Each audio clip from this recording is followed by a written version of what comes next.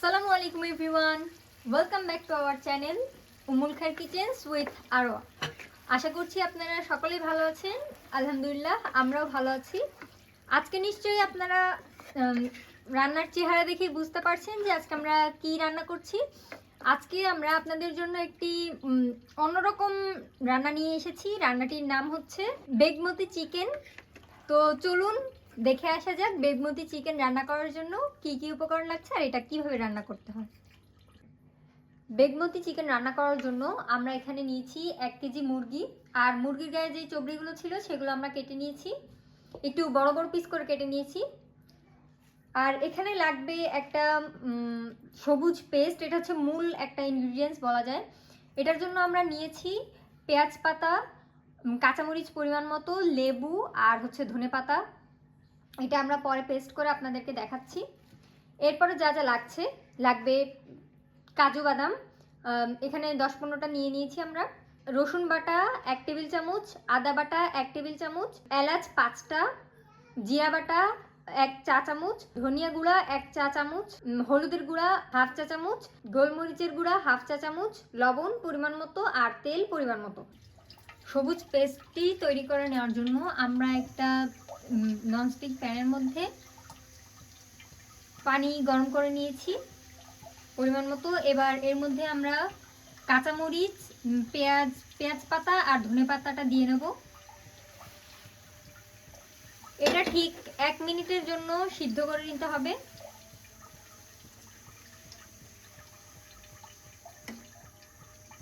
ফিরে আসছি আমরা 1 মিনিট পর।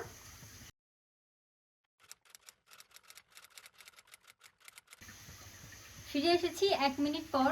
এবার এটা আমরা উঠিয়ে একটা বোলের মধ্যে আমরা ঠান্ডা পানি নিয়ে এটার মধ্যে বরফ নিয়ে নিয়েছি, তার মধ্যে আমরা দিয়ে নিচ্ছি।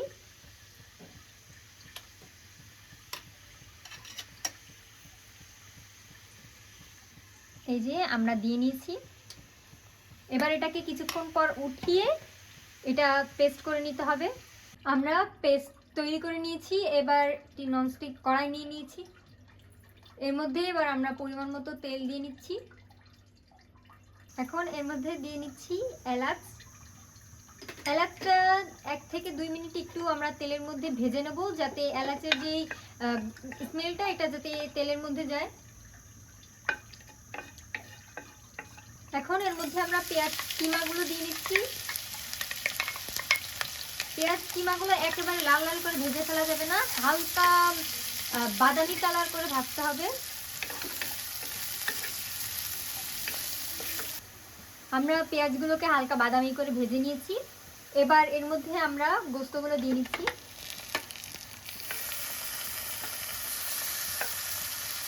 গোস্ত দিয়ে একটু ভালো করে নাড়াচাড়া দিয়ে নিতে হবে।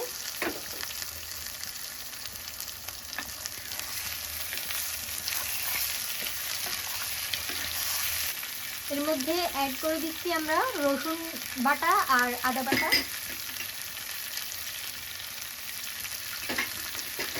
এর সাথে দিয়ে দিচ্ছি পরিমাণ মতো লবণ।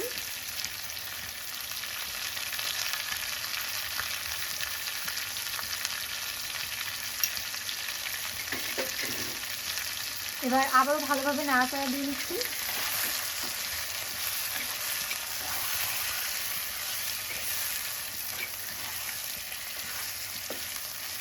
এখন এটাকে একদম কম আঁচে কিছুক্ষণ একটু রান্না করে নিতে হবে। এর মধ্যে দিয়ে দিচ্ছি পরিমাণ মতো হলুদ। এটার মধ্যে একদমই সামান্য হলুদের গুঁড়া দিতে হবে। দিচ্ছি জিরার গুঁড়া, ধনিয়া গুঁড়া। আবার একটু ভালোভাবে নাড়াচাড়া দিয়ে নিচ্ছি।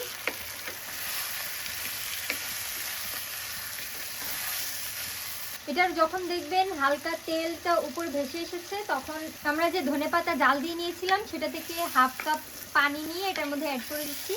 দিয়ে একটু ভালোভাবে নাড়াচাড়া দিয়ে একটু রান্না করে নিতে হবে কিছুক্ষণ। আমরা মুরগিটাকে কিছুক্ষণ রান্না করে নিয়েছি।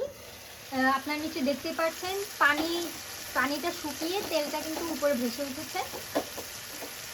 এই পর্যায়ে আমরা কাজু বাদাম যে পেস্ট করে নিয়েছিলাম সেটা দিয়ে নেব।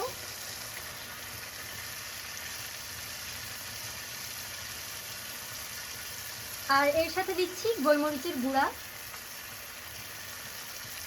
এবার আবার একটু ভালোভাবে নাড়িয়ে নিতে হবে, নাড়িয়ে রান্না করে নিতে হবে। এই পর্যায়ে কিন্তু চুলার আঁচটি মিডিয়ামে আছে। আবারও এটাকে আমরা কিছুক্ষণ রান্না করে এটার তেল যখন ভেসে উঠবে এরপরে আমরা বাকি প্রসেসগুলো করব। আমরা আবারও রান্না করে নিয়েছি, তেলটা উপর ভেসে ওঠা পর্যন্ত আপনারা নিশ্চয়ই দেখতেই পাচ্ছেন। এবার আমরা আবার একটু ভালোভাবে নাড়াচাড়া দিয়ে নিচ্ছি। আমাদের রান্না কিন্তু অলমোস্ট ডান। এবার আমরা শুধু যেই সবুজ পেস্টটা করে নিয়েছিলাম সেটা দিয়ে নেব।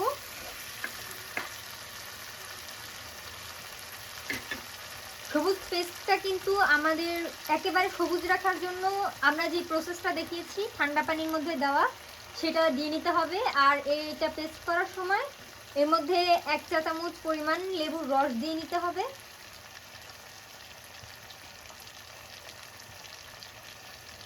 লেবুর রসটা চাইলে আপনারা স্কিপ করতে পারেন, কিন্তু লেবুর রসটা দিলে এখানে টেস্টটা ভালো আসবে। এবার আমরা আবারও ভালোভাবে নাড়াচাড়া করে এটাকে 4 থেকে 5 মিনিটের জন্য রান্না করে নেব। এ পর্যায়ে কিন্তু চুলার আঁচ একদম মিডিয়ামে আছে।